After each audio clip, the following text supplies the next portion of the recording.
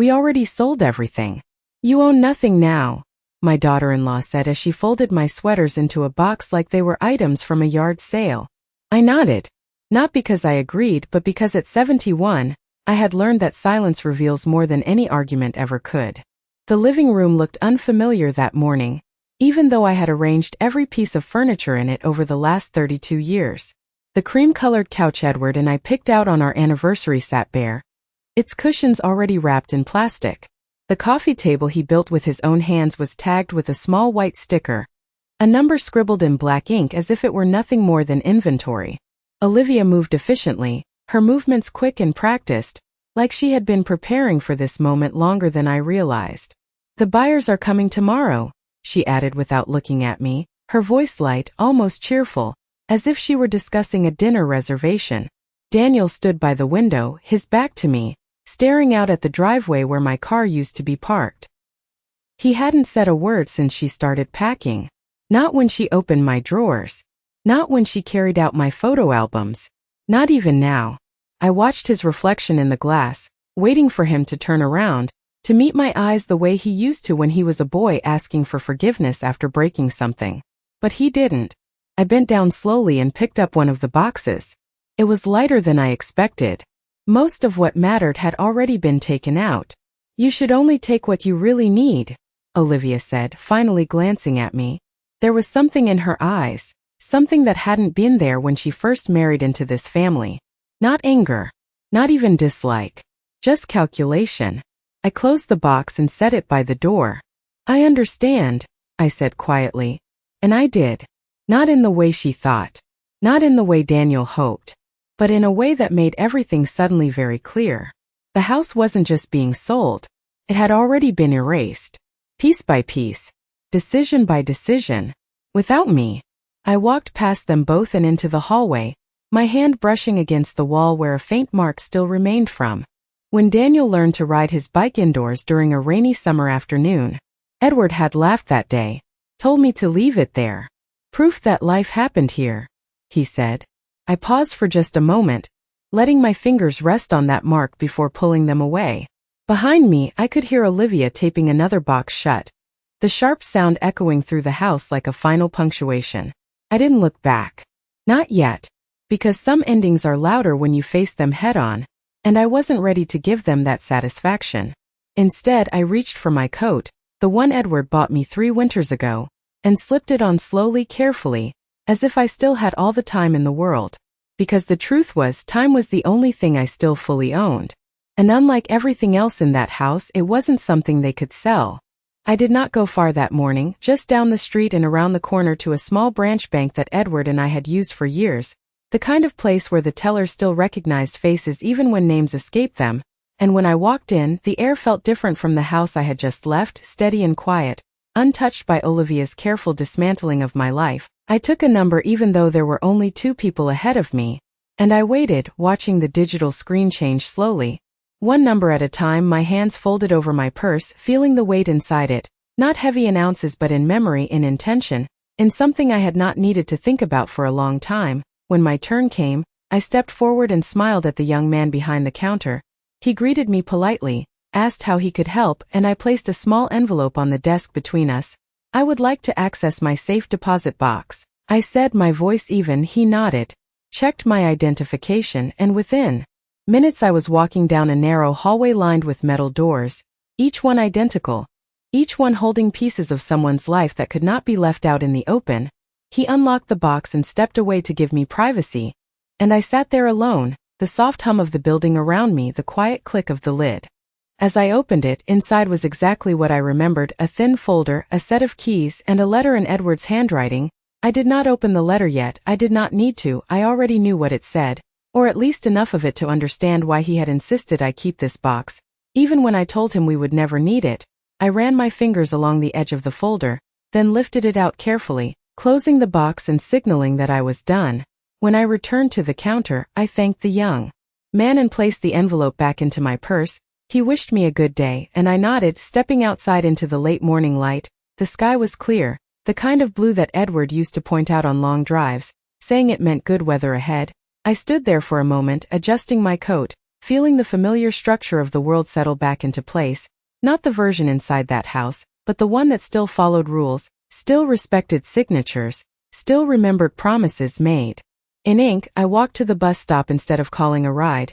Something about the rhythm of waiting felt right. The bench was cold, but I did not mind. I sat with my purse resting on my lap, my hand lightly covering it, as if guarding something fragile. Across the street, a family loaded groceries into their car, a child laughed, and for a brief second, the sound echoed something I had not heard in my own home for years. I watched them without thinking, then looked away. When the bus arrived, I climbed on slowly, taking a seat by the window. The city moved past me in familiar patterns, streets I had known for decades, stores that had changed names but not purpose, and all the while, I felt something steady building inside me, not anger, not even sadness, but clarity, the kind that does not arrive all at once but settles in quietly, piece by piece, like furniture being arranged in a room you had forgotten was yours. I reached into my purse and touched the edge of the folder again, just enough to remind myself it was there.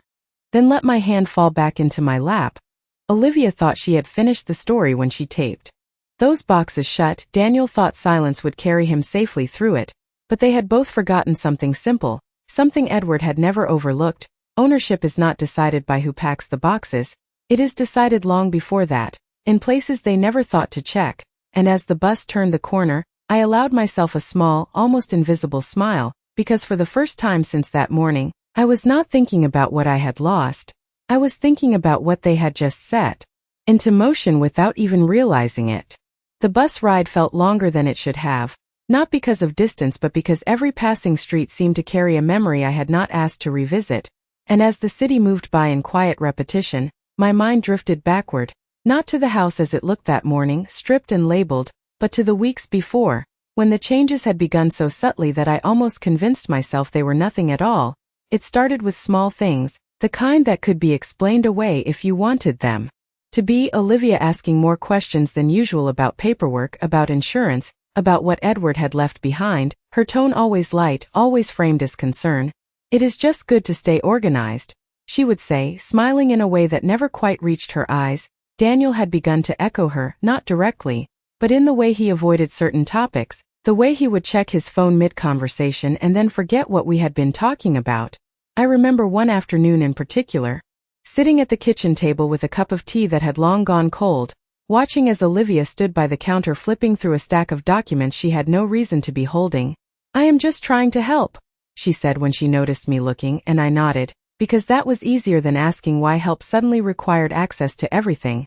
The next change came quietly, almost politely, a locksmith arriving on a Tuesday morning, Daniel explaining that it was time to update the security system. "Just a precaution," he said, not quite meeting my eyes. I stood in the hallway as the old locks were removed, the metal clicking softly as they were replaced, and I remember thinking how strange it was that something so small could feel like a door closing in more ways than one. After that, rooms began to shift, not physically at first, but in ownership. Drawers that had always been mine were reorganized, items moved, some disappearing entirely.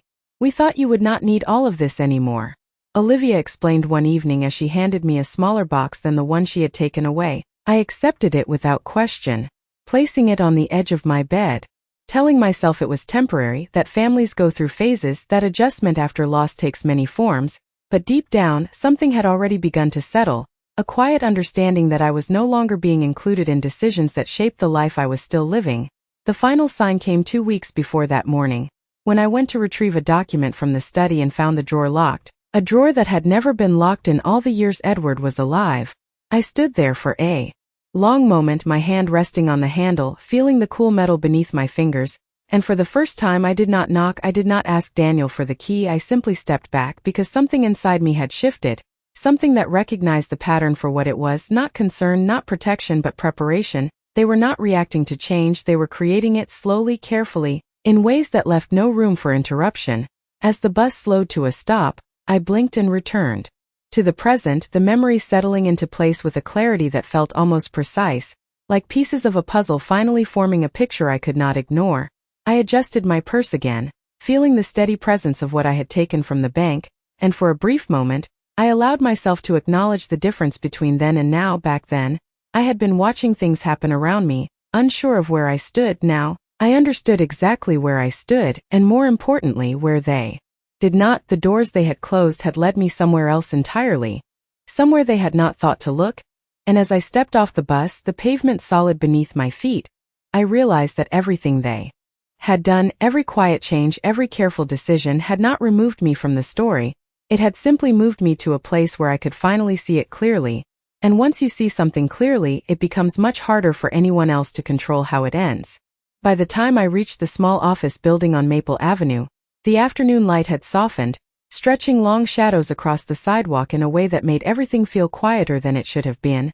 I paused at the entrance, adjusting my coat again even though it sat perfectly on my shoulders, then stepped inside, the familiar scent of polished wood and old paper meeting me as the door closed behind me. Mr. Harrison's office had not changed in years, the same framed certificates on the wall, the same heavy desk positioned beneath the window, the same clock ticking steadily as if time itself had agreed to move more deliberately within these walls. His assistant looked up as I approached, offering a polite smile that carried a hint of recognition. "Mrs. Collins, it has been a while," she said, and I returned the smile with a small nod.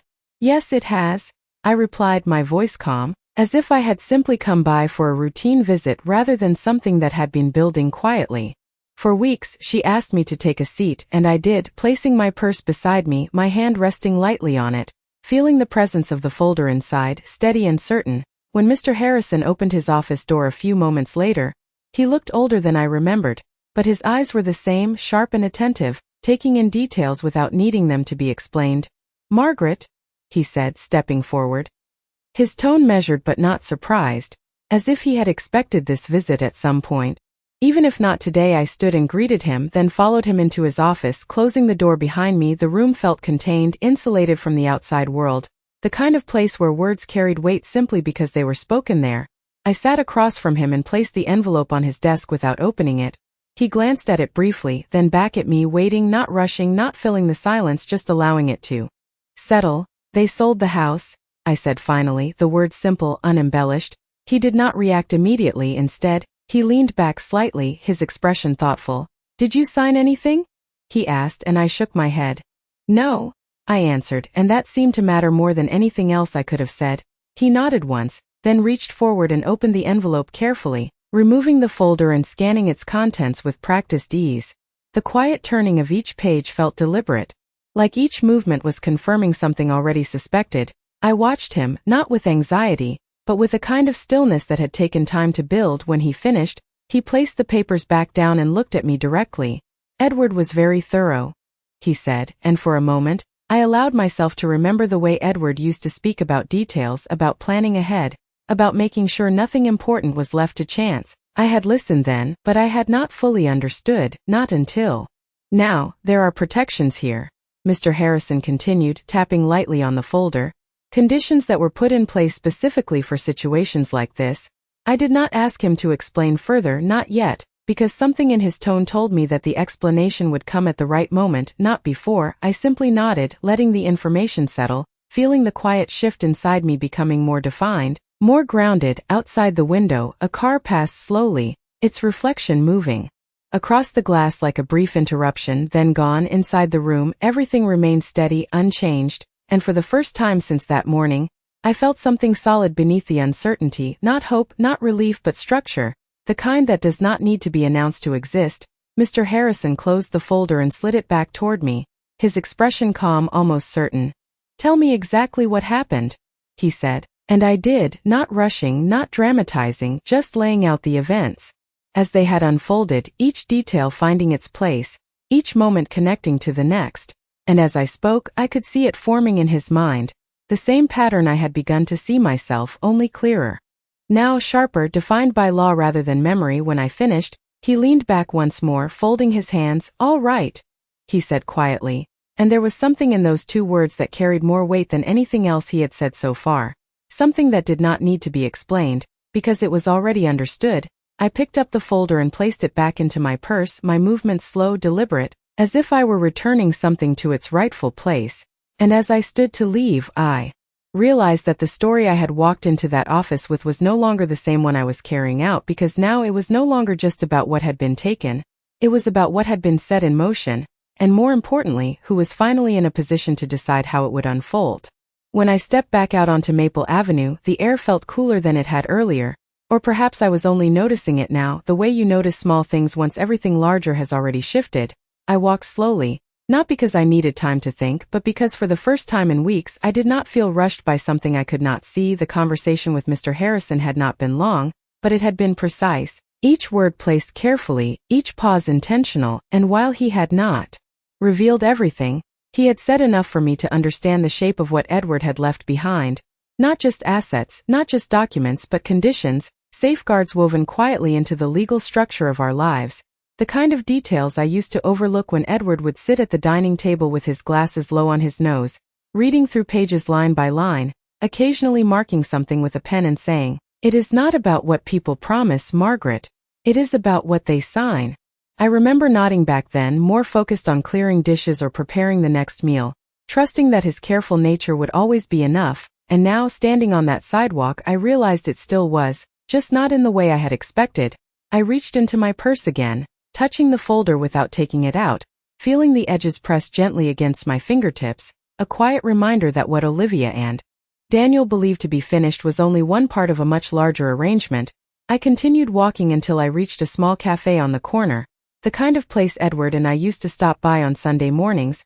The bell above the door chimed softly as I entered, and I ordered a cup of coffee, black, the way he preferred it. Even though I had always taken mine with cream, I sat by the window, watching the street outside, the steady movement of people who had no idea how quickly a life could be rearranged without warning. And as I waited for the coffee to cool, my thoughts moved not to what I had lost, but to what had been set in motion. Mr. Harrison's final words lingered in my mind, not loud, not dramatic, just certain.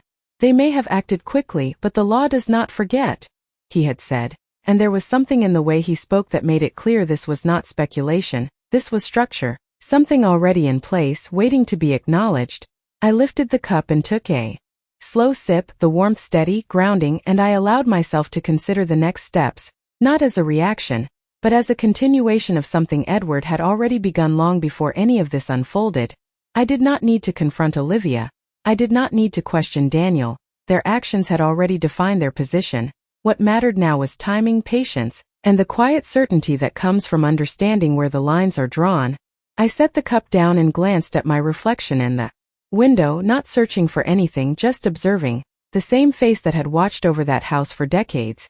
The same eyes that had trusted, waited, and now finally understood. Outside, a moving truck passed by slowly, its logo bright against the side panel, and for a brief moment, I imagined it pulling up in front of the house, carrying away pieces of what they believed was theirs, unaware that ownership is not always visible in the way people expect. I finished my coffee and stood, placing a few bills on the table, the routine simple, familiar, unchanged. As I stepped back onto the sidewalk, I adjusted my coat once more and looked down the street, the day continuing as if nothing had happened, and in a way that was exactly what made it possible, because while Olivia packed boxes and Daniel stayed silent, believing the story had reached its conclusion, I was only just beginning to move through the part they had never considered, the part that does not need to be announced to be effective, the part that unfolds quietly, precisely, and always at the right moment. I did not return to the house that day, not because I could not, but because there was nothing there that required my presence anymore.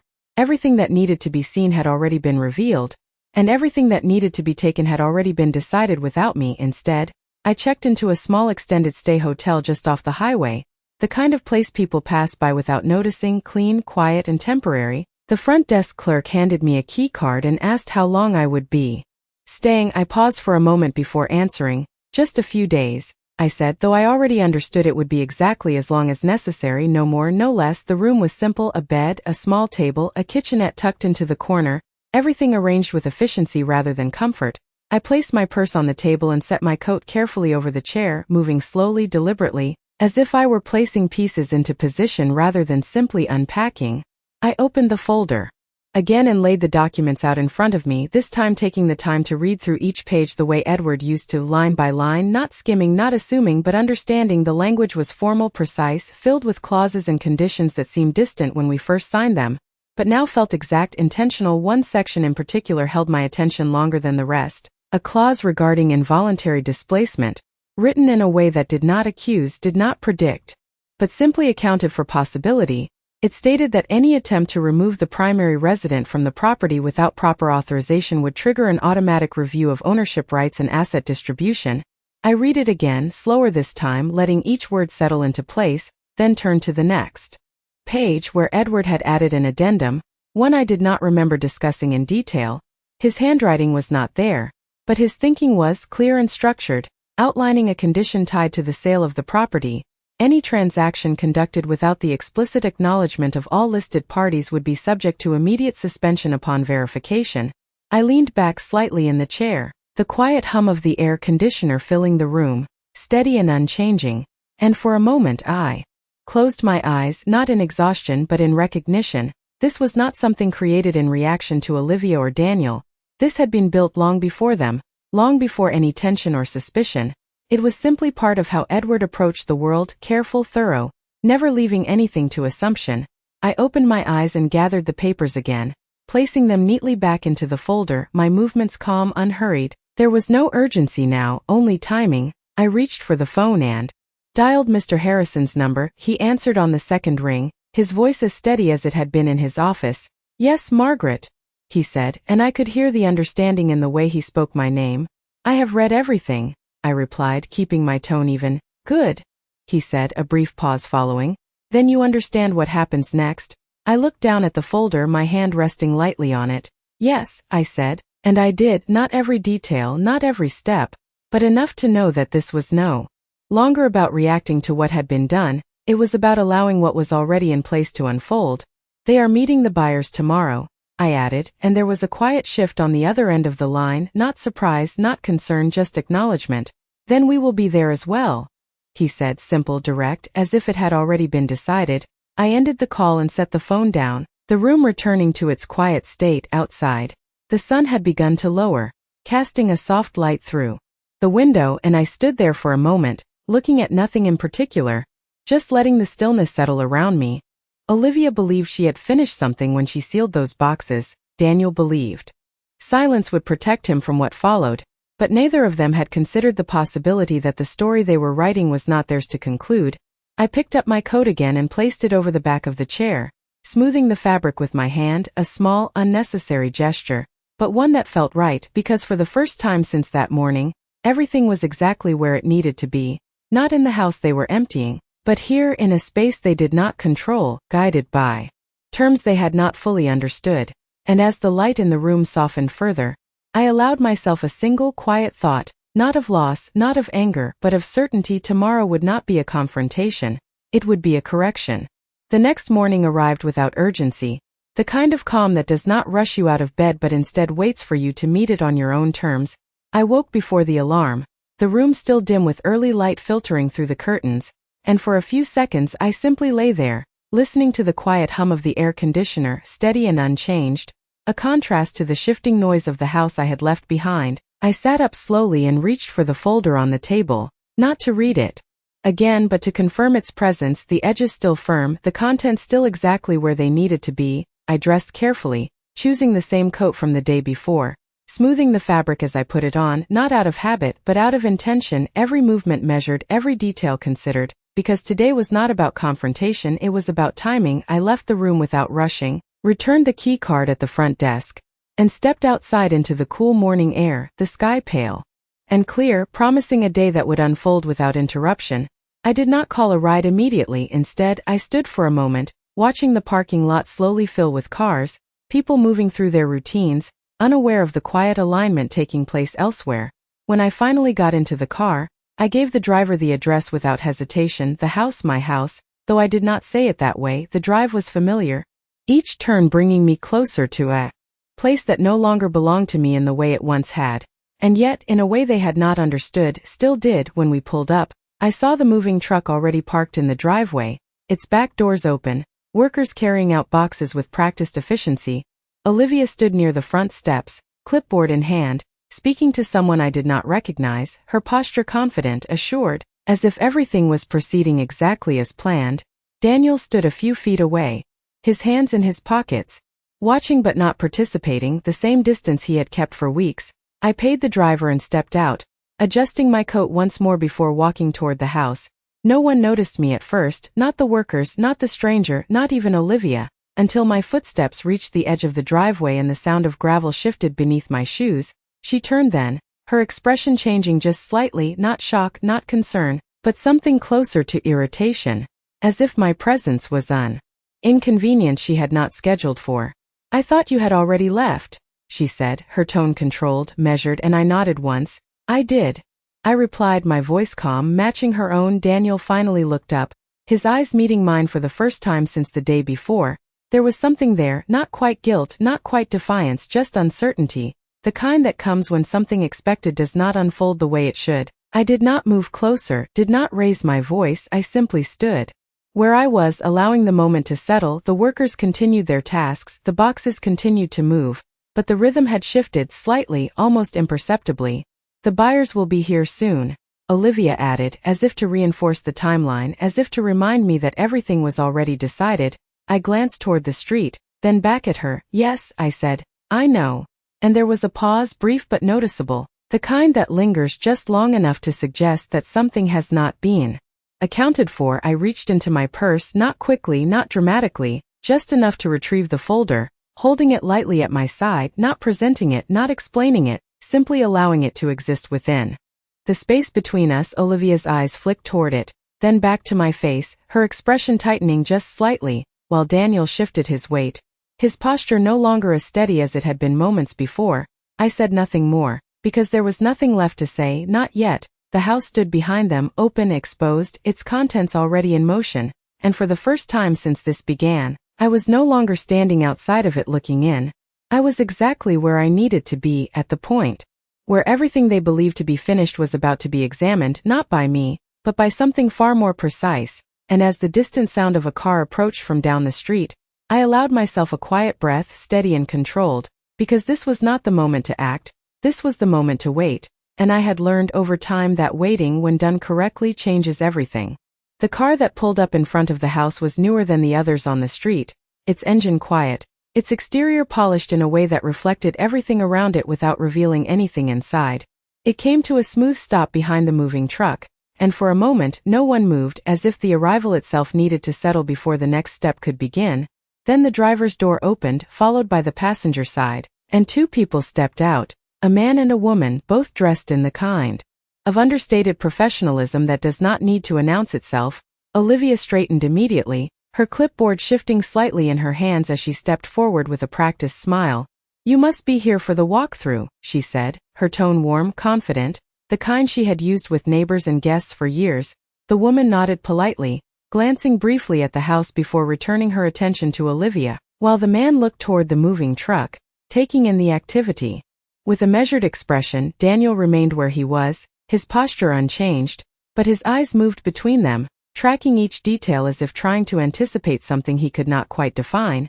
I stayed where I was as well, a few steps back from the driveway, the folder still in my hand, not hidden, not displayed, simply present. The moment stretched slightly as introductions were exchanged, names offered, hands shaken, the rhythm of a transaction beginning to take shape. Olivia gestured toward the front door, inviting them inside, and for a second, it seemed as though everything would proceed exactly as she had planned, until another car turned slowly onto the street, its movement deliberate, unhurried, and came to a stop just behind the first. This time, the reaction was different. Subtle but immediate. Olivia's smile paused, just enough to be noticed. Daniel shifted again, his hands no longer as still in his pockets, and I watched as the driver's door opened, revealing a figure that did not belong to their arrangement. Mr. Harrison stepped out, closing the door with the same quiet precision he carried into every room, his gaze steady as it moved across the scene, taking in the moving truck, the open doors, the gathered people, and finally settling on me. He gave a slight nod, not formal, not distant, just acknowledgement, then turned his attention forward and began walking toward the group. The sound of his shoes on the pavement was soft but distinct, each step measured, unhurried, and with each one the atmosphere shifted, not dramatically, not loudly, but in a way that could not be ignored. Olivia's posture adjusted, her grip on the clipboard tightening almost imperceptibly. "Can I help you?" she asked as he approached, her tone still controlled but now carrying an edge of uncertainty. Mr. Harrison stopped a few feet from her, his expression calm, professional, and entirely unaffected by the tension that had begun to form. Yes, he said simply, his voice even. I believe I can. He reached into his briefcase and removed a set of documents, holding them with the same care I had seen the day before, not presenting them yet, not explaining them, just allowing their presence to enter the space.